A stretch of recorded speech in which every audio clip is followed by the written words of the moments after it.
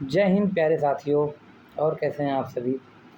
आशा करता हूँ आप लोग बहुत बेहतरीन होंगे, अपनी पढ़ाई लिखाई तन मन से कर रहे होंगे। आज एक बहुत ही इम्पोर्टेंट नोटिफिकेशन और उसके एक बहुत ही इम्पोर्टेंट माइन्यूट से जानकारी के बारे में बात करने वाला हूँ।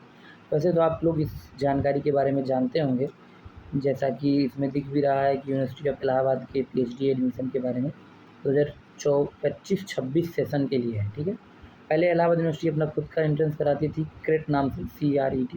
अब वो बंद कर दिया गया है। सिर्फ इसमें अब नेट कैंडिडेट ही अप्लाई कर सकते हैं। ऐसे कुछ नियम हैं, चलिए इसको पढ़ लेते हैं, है ना। और एक जो माइन्यूट सी जानकारी है मैं उसको आपको बता देता हूँ। ठीक है, इलाहाबाद यूनिवर्सिटी एक सेंट्रल यूनिवर्सिटी है ना, जो कि काफ़ी ओल्डेस्ट यूनिवर्सिटी है, 4th ओल्डेस्ट यूनिवर्सिटी है इंडिया की। आइए आगे बात करते हैं। आपको कोई जानकारी चाहिए इलाहाबाद यूनिवर्सिटी से, हेल्पलाइन नंबर दिया हुआ, वेबसाइट दी हुई, रजिस्ट्रेशन लिंक है, ईमेल भी दी हुई है क्वेरी और हेल्पलाइन के लिए। ठीक है, ये सारी चीज़ें हैं। इसे ऑक्सफोर्ड का ईस्ट भी कहा जाता है। आप लोग यहाँ पे देख सकते हैं, है ना। ये देखिए ऑक्सफोर्ड ऑफ द ईस्ट। ठीक है, तो ये सारी कुछ खासियत हैं इलाहाबाद यूनिवर्सिटी की। अपना भौकाल है इसका, है ना, परचम भी रहा है इसमें। जैसे कि पहले क्या होता था, क्रेट के ज़रिए भी जो एडमिशन होते थे उन सभी बच्चों को भी फ़ेलोशिप मिलता था। उनको 8000 फ़ेलोशिप मिलता था, है ना, पर मंथ। और JRF वाले बच्चों को 32 और वही 37,000 जो भी उसका नॉर्म्स है वो मिलता था। तो इस तरीके से यहाँ पे ये भी है। आप फ़ीस वगैरह स्ट्रक्चर देख सकते हैं, क्या फ़ीस स्ट्रक्चर है। 600 है और 300 रुपये इस तरीके से है। ठीक है, बहुत ज़्यादा फ़ीस भी नहीं है। पहले 1200 रुपये फ़ीस हुआ करती थी क्रेट का जो एग्ज़ाम होता था। ये इसकी इम्पॉर्टेंट डेट्स हो गई, जो कि बहुत इम्पॉर्टेंट है भाई, जान लो कि 22 अक्टूबर लास्ट डेट है ना। उसके बाद आप भर नहीं पाओगे, आप चाह के भी नहीं भर पाओगे। फिर ये इन सब का डेट वेट बढ़ता नहीं है। ये लोग एक बार जो डेट दे देते हैं वो डेट ही रहता है, फिर बढ़ता नहीं है। 22 अक्टूबर लास्ट डेट है, तो देर मत करिए। अक्टूबर चल भी रहा है आपका, आज 12 तारीख 13 तारीख है आज आपका। तो भर डालिए फॉर्म, 9-10 दिन ही बचे हैं। ठीक है, चलिए आगे बढ़ते हैं। आगे की जानकारियों में अगर देखा जाए तो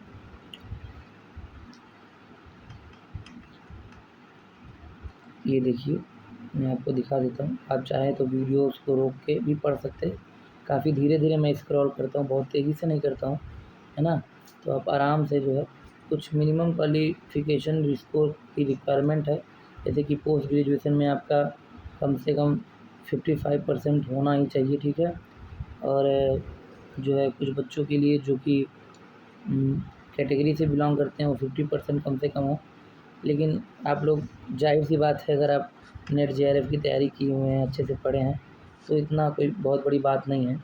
सबका उद्देश्य होता है कि अगर वो पढ़ाई करे तो कम से कम 60% तो एटलीस्ट बनाए, फर्स्ट डिवीज़न तो लाए ही लाए, है ना। तो सभी बच्चे लगभग से 60% ले आते हैं। ठीक है, चलिए आगे बढ़ते हैं। कोई इसमें एग्ज़ामिनेशन वगैरह नहीं होगा, है ना, सीधे इंटरव्यू होगा आपका।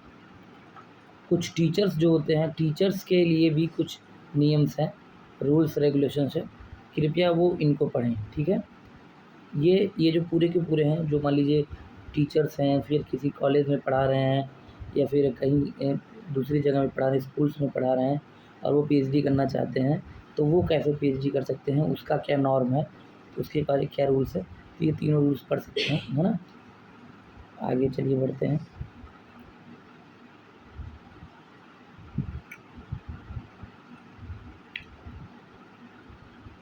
इंटरनेशनल कैंडिडेट्स के लिए भी देख लीजिए भाई, कोई विदेशी आए, अगर वो आके यहाँ पढ़ना चाहता है तो उसके लिए भी यहाँ का रास्ता खुला हुआ है, पढ़ सकते हैं। उसके भी नियम है, पढ़ लीजिए भाई, जिन्हें भी करना है। ठीक है, चलिए आगे बढ़ते हैं। और पार्ट टाइम PhD के बारे में बहुत सारे लोगों को हमेशा पूछते रहते हैं, भाई पार्ट टाइम PhD क्या है, कैसे है, कैसे नहीं है। वो सारी इन्फॉर्मेशन इसमें दी हुई है। बहुत ज़्यादा चीज़ें नहीं लिखी गई हैं, लेकिन हाँ इतनी चीज़ें लिखी गई हैं जितना आपके लिए रिक्वायरमेंट है। ठीक है, तो वो जो मैं इम्पोर्टेंट चीज़ की बात कर रहा था, है ना, वो इम्पोर्टेंट चीज़ बस जस्ट आने ही वाला है।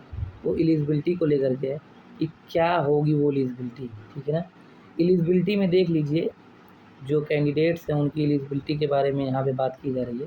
एलिजिबिलिटी उनका यही है, ये यहाँ पे पढ़िए आप, ये यहाँ पे candidate who have qualified UGC और CSIR net in June 2024, December 2024 and June 2025 यही एकेडमिक सेशन 2025-2026 के लिए एलिजिबल होंगे।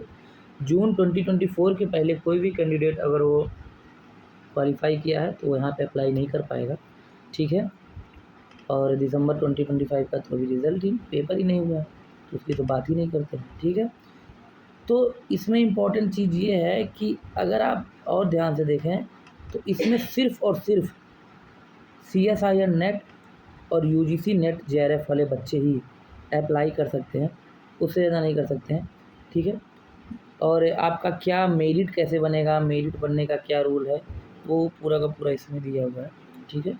तो ये सारी चीज़ें आप लोग तो समझ गए होंगे। आपका सब कुछ डिपेंड करता है आपके NTA के स्कोर कार्ड पे, जो आपका UGC और CSIR नेट का जो स्कोर कार्ड है उसके ऊपर टोटली डिपेंड करता है, ठीक है। ड्यूरेशन भी की बात हो जा रही है कि क्या ड्यूरेशन होगा। ड्यूरेशन आपका 3 साल से लेके 6 साल तक होगा, मिनिमम 3 साल और मैक्सिमम 6 साल। 6 साल के बाद आपको या तो यूनिवर्सिटी निकाल देगी या तो PhD दे देगी, यही होगा, है ना। इससे ज़्यादा कुछ नहीं होता है। ये सब पार्ट टाइम PhD के लिए है। सीट्स के बारे में यहाँ पे जानकारी दी हुई है कि कितनी कितनी सीटें हैं और कॉलेज में भी कितनी सीटें हैं, ये भी इम्पोर्टेंट है। ये देखिए, ये सब कॉलेज के नेम है: AU, CMP, ADC, ISDC, SPM, SSK, AKDC, HDC, JT, RT, MM, ECC, ये सारे कॉलेजेस के बारे में भी जानकारी है कि कितनी सीटें क्या हैं। आप ये जो है नोटिफिकेशन डाउनलोड कर सकते हैं वेबसाइट से, ठीक है।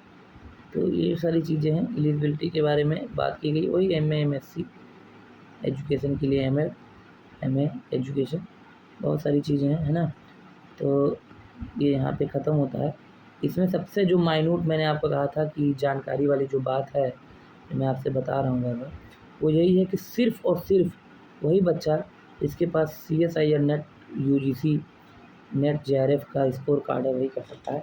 अगर किसी बच्चे के पास मैं क्लियर कर देना चाहता हूँ, इंस्पायर, ठीक है, इंस्पायर, है ना, या फिर इंस्पायर के साथ साथ या फिर उसके पास गेट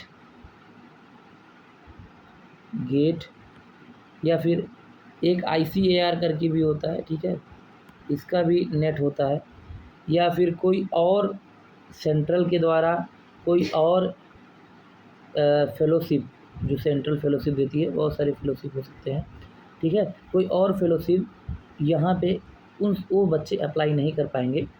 ये यहाँ पे इन्होंने क्लियरली ये मेंशन नहीं किया है कि ये बच्चे अप्लाई नहीं कर पाएंगे, लेकिन जब आप फॉर्म भरेंगे, है ना, बहुत सारे बच्चे फॉर्म भरे हैं, मुझसे क्वेरी किए, तो जब आप फॉर्म भरेंगे तो आपको पता चलेगा कि ये सारे लोग एलिजिबल नहीं हैं, ना ICAR वाले एलिजिबल हैं, ना इंस्पायर वाले, ना गेट वाले, कोई भी नहीं एलिजिबल हैं।